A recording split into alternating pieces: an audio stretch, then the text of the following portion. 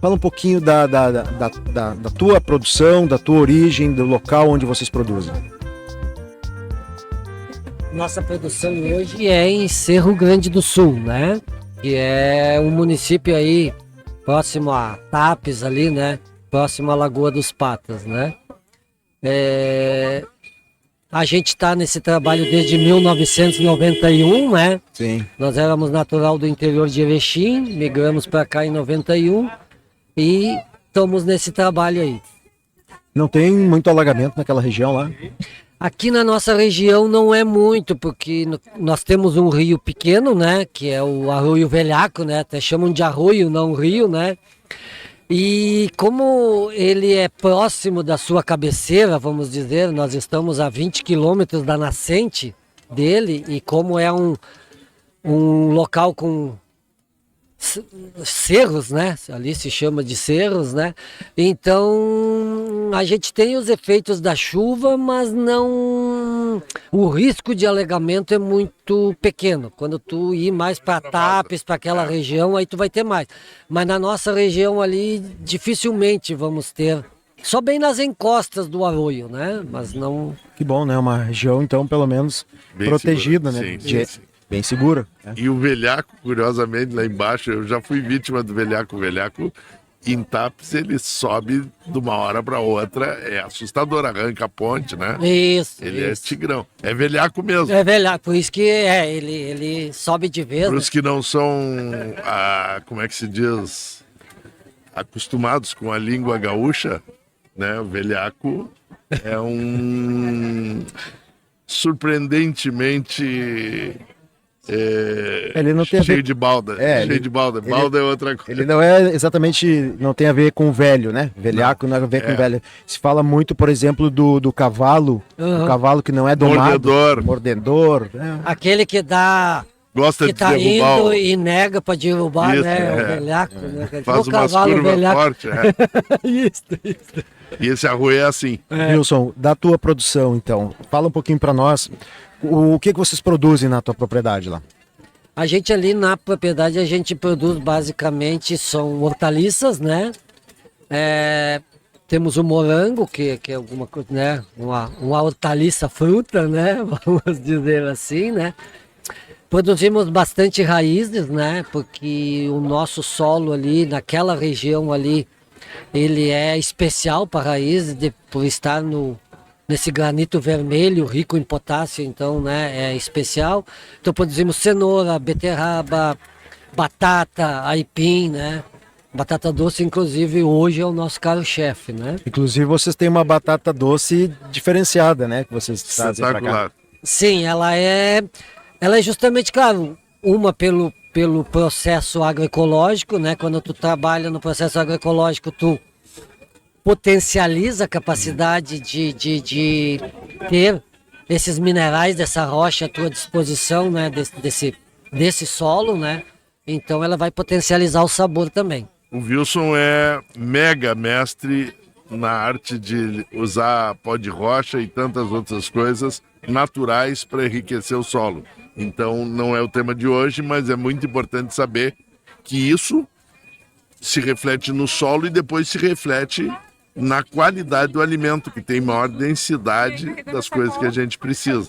Fitoativos e também minerais, coisas importantíssimas. Não é e é, né, o assunto de hoje. Sim, Então, sim. acaba sendo Sempre é o tudo, assunto, é. Inclusive, para quem está acompanhando aqui ao vivo ou no corte, fica atento, porque a gente tem dicas. Aqui em cada episódio a gente tem dica para os próximos sorteios, tá bom? Vai ter sorteio, aí a gente vai perguntar qual banca produz, né, quais são as características. Quem estiver acompanhando aqui, talvez já tenha recebido alguma dica agora dos sorteios que vem lá pela frente. Né? E lembrando que o sorteio só vale para quem está ao vivo, tá? Se você está assistindo o corte, os cortes não tem como a gente fazer o sorteio. Wilson, então, e assim, ó, vocês já adiantaram aqui, né? Mas fala um pouquinho mais das características, ou quais são os diferenciais que tu acredita que vocês têm, que a tua família tem na produção dos alimentos? Eu diria assim que nós podemos também falar num contexto feira, agroecologia, agricultura familiar, né? Isso. Esses três elementos que se interligam, né? Porque quando a gente fala agricultura, né? Pode ser que não seja bem o foco, mas é importante e é muito interessante a gente entender o que é agricultura e o que é negócio, agronegócio, né? Sim. Então, então é isso que faz parte da cultura, por exemplo. Cerro Grande, essa região ali, ela tem essa característica de solo mais para raízes, né? Como a serra para frutas, né? Umas determinadas frutas por horas frio. Então cada região ela tem o seu forte, vamos dizer assim, né? O seu potencial. Sim. E quando tu lida com agroecologia, que tu lida com a técnica e ecologia, que quer dizer equilíbrio, né? A busca do equilíbrio, tu trabalhando isso com a agricultura familiar, que daí tu vai, sendo agricultura familiar, tu vai potencializar um outro campo energético que é da família, que é essa questão familiar, tu vai potencializar ainda essas qualidades locais, vamos dizer assim, né? Porque daí... Esse terroir. Isso, porque daí tu passa a ser um observador, né? E daí tu vai observando o comportamento da região, por isso que é agroecologia, aí com mais a técnica né, que vamos dizer lá, o técnico agrícola, o engenheiro agrônomo, estudam, né? Tu junta essas... E o agricultor, porque isso, o Wilson é um grande aprendedor, pesquisador e aplicador, né? Ele testa e descobre coisas maravilhosas. Então ele está trazendo conhecimento também para o mundo. E essa troca, por isso que eu falo, se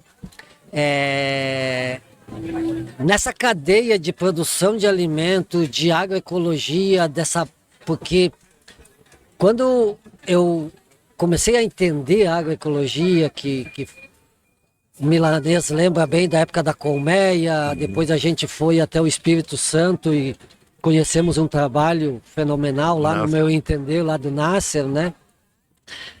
E esses caras todos assim, eles meio que falam em parábolas, né? Vamos dizer, depois tu vai decifrando isso, né? E precisa decifrar, e aí tu vai observando, e o Nasser, ele fala duas coisas assim lá que para mim fica muito gravado e que eu acho que entendo, né, que nós, agroecologia, agricultura familiar, todos esses elementos, né, que compõem até chegar a um alimento de qualidade, ele dizia assim, não existe inseto praga, e sim inseto com fome. Isso é fácil de resolver. Isso teoricamente é fácil, porque, bom, se existe inseto com fome, bom, então não vamos deixar esse inseto com fome. Isso, qual é que é a comida desse inseto? É a planta nativa. Então é simples, é só não plantar tudo com a minha planta, deixar um pouco para eles, entendeu? Tá resolvido. Agora depois ele falava outra coisa. Planta equilibrada não adoece, só adoece planta desequilibrada. Bom, daí ele complicou a vida de todos nós, porque equilíbrio, a palavra equilíbrio, tudo que ela engloba, e dentro da agricultura ainda, que tu interage entre solo, planta e ser humano. 3 elementos que precisam se conectar, que precisam interagir. Mineral, vegetal e animal. Exatamente. Mineral, vegetal e animal. Eles precisam se conectar. Um é sucessão do outro. Isso. Mineral, vegetal e animal. Essa é a sucessão. Só que nós, como se consideramos... Né, o ser humano tem essa mania de se achar melhor que tudo, né? Uhum. Se coloca em primeiro e daqui a pouco não observa os outros e está fazendo um monte de dano, né? Mas essa teoria... Não. Essa teoria que tu citaste, que é a trofobiose do Chabuçu, ela é uma muito importante e quase todos nós, assusta quando se vê, né?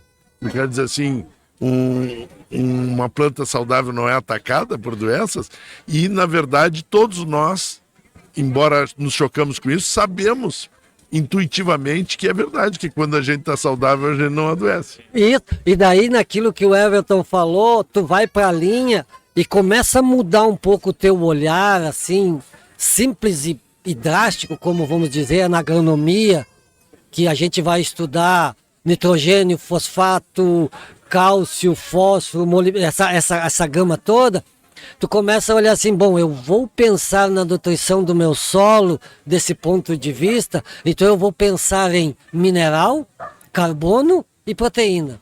Uhum. Eu começo a ver esses 3 elementos. E daí com isso eu começo a agir num macro maior, consigo olhar um macro maior e consigo me aproximar um pouquinho mais do tal do equilíbrio que aquele cidadão quis dizer, né? Eu achei muito interessante essa parte que tu trouxe, que quando vê a necessidade de encontrar uma solução, por exemplo, essa outra planta que está se aproximando da planta que a gente quer trazer aqui para a feira, né, para o nosso alimento, existe uma solução. E essa solução não é a solução do agroquímico, não, do veneno da multinacional. Não é o matar, é o alimentar. Exatamente. É só vida, né? É Até porque isso. eles também, assim como cortam, eles limpam, né?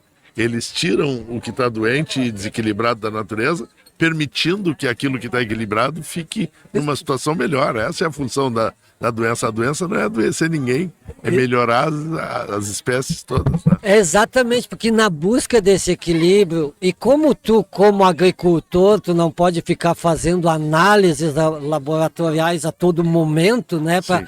Então, por exemplo, como tu falaste mesmo, tem insetos que eles só comem o que não tá legal. Então, se tu tem, vamos dizer, um ataque de piolho na tua alface, tu já não tem um alimento, já não tá equilibrada aquela alface. Então, aí tu precisa começar a observar o que tá. O desequilíbrio que ali aconteceu é por excesso de chuva, excesso de frio, falta de chuva, excesso de calor. Uma coisa no solo. Falta coisas no solo. Então, aí tu precisa avaliar se são fatores que levaram aquilo que tu pode intervir ou são fatores que tu não tem o que fazer. E é muito importante dizer, essa é a verdadeira agricultura de precisão. Essa requer conhecimento, observação, ciência. Ela não é uma agricultura estúpida, como a agricultura convencional, onde tu aplica um veneno, precise ou não, em tal época, porque é padrão da indústria. Isso. Não obedece aos interesses, ela obedece realmente a observar a natureza e agir para corrigir aquelas questões, né? Isso, e por isso que eu ressalto assim, esse tripé tão importante da agroecologia e agricultura familiar. Sim. Porque essa observação é de mãe para filha, é de mãe para filho, é de pai para filho. Um aprende com o outro. Um aprende com o outro. Os jovens, assim, eles têm uma capacidade mental maior também, sabe? Eles já vêm com muito mais arquivos que nós, não sei se seria essa palavra, mas eles já vêm assim também com um olhar... Eles têm pelo menos curiosidade, né? Ousadia. Isso. E eles têm curiosidade, e eles têm facilidade de fazer o uso da tecnologia em auxílio. Não o vício da tecnologia, o uso, porque o problema é quando a gente vicia, né? E eles têm muito, eu digo que o jovem tem muito espaço aberto ainda, né? Para aprender, eu faço uma comparação às vezes com um computador. Começa a encher um HD, tu tem dificuldade de acessar as informações, e a gente quando vai envelhecendo vai enchendo o nosso HD, né? Então o jovem tem um pouquinho mais de espaço, isso é maravilhoso. Perfeito. Mas Wilson, eu queria, tu tocasse bem no ponto que eu queria fazer uma pergunta, que já pra gente encaminhando, né, pro final desse nosso bloco, que era o seguinte, uma reflexão tua, e se o Milanês quiser contribuir também, no seguinte sentido. Não há dúvidas, assim, de forma muito resumida, mas muito bem colocada, como tu trouxeste aqui, que a produção ecológica ela é benéfica para o consumidor, para nós nos alimentarmos, para o restante da natureza, né? naquele sentido que a gente sempre tem dito, no entendimento de que nós nos compreendemos enquanto natureza, né? E quem ainda não se compreende, reflita sobre isso. Mas então, a produção do alimento com base agroecológica, ela é bom para tudo. Na agricultura familiar, quais são as dificuldades, tu imaginas, por que nem todo agricultor familiar consegue produzir de forma agroecológica? Esse talvez seja um desafio. E por que nos dizem, como o Milanês falou aqui na agricultura de precisão, por que a gente não consegue avançar no sentido de que podemos produzir mais alimentos no Brasil, só para focar no Brasil, mais alimentos de qualidade e continuamos vendo um agronegócio devastador, aniquilador de solo, de aquíferos, avançando. Eu queria uma reflexão de vocês para a gente encerrar esse bloco. Cara, essa reflexão ela é um pouco complexa, assim, né? E como é que eu vou te dizer? Ela, para mim, ela passa pela mudança de olhar. E essa mudança de olhar, para mim, ela tem dois fatores muito importantes, assim. A primeira, porque o sistema capitalista extremo que ele está implantado no mundo, assim, ele incentiva muito o consumismo. O consumismo. E o consumismo, ele leva ao desequilíbrio.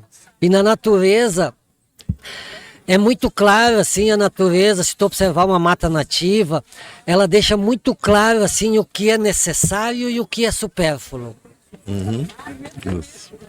E nós, seres humanos, corremos muito atrás do supérfluo e, às vezes, não focamos no necessário. E a agroecologia, então, daqui a pouco, uma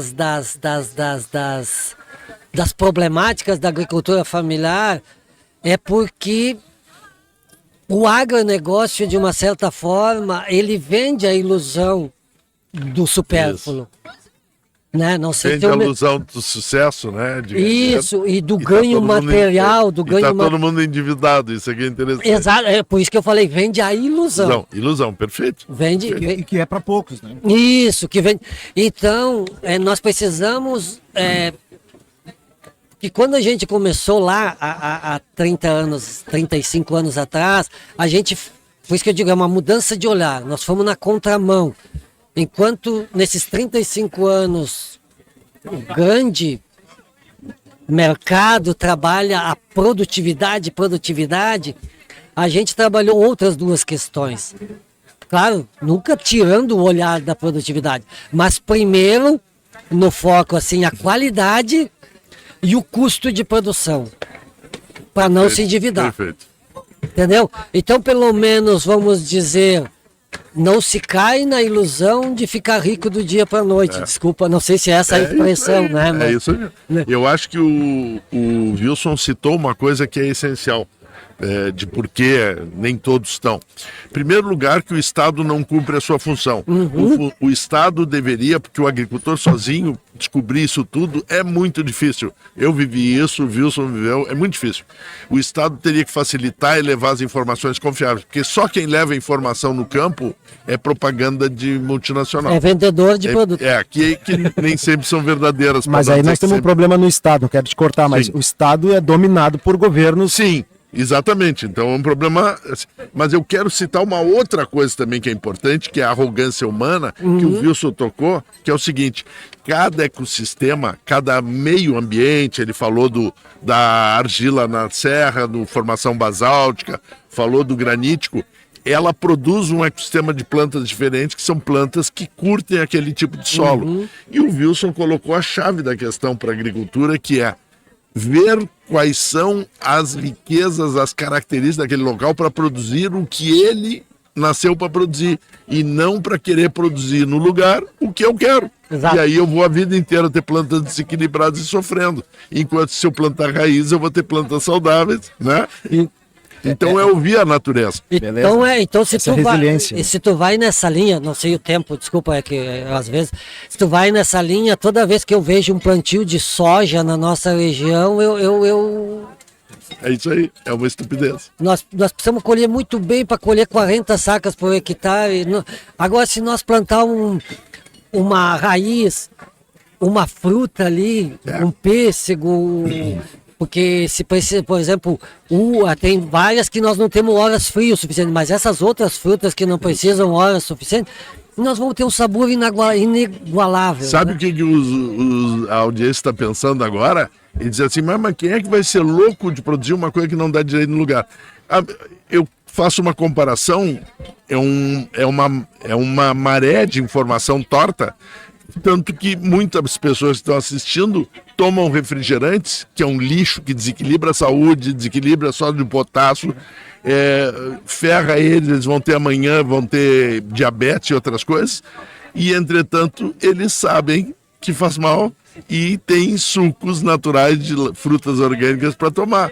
Então, não é só a informação que muda o mundo. Precisa um conjunto de estímulos, Exato. de paciência para que as coisas sejam mudadas. Exatamente.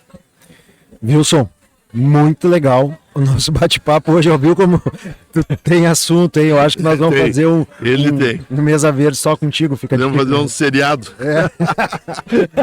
Porque esse assunto é importante. É quem vivencia na prática e já tem um acesso a bastante teoria, que eu sei que tu é um estudioso também da área. Então eu queria te agradecer por hoje, te agradecer a tua participação, para o nosso corte depois não ficar muito longo. A gente está procurando fazer eles Tá menorzinhos, certo, tá. que é o que como a internet tem mandado atualmente. Então te agradecer muito a tua participação hoje com a gente. A gente que agradece, muito obrigado e, como diria o gaúcho, tamo na luta. Isso aí. Grande abraço.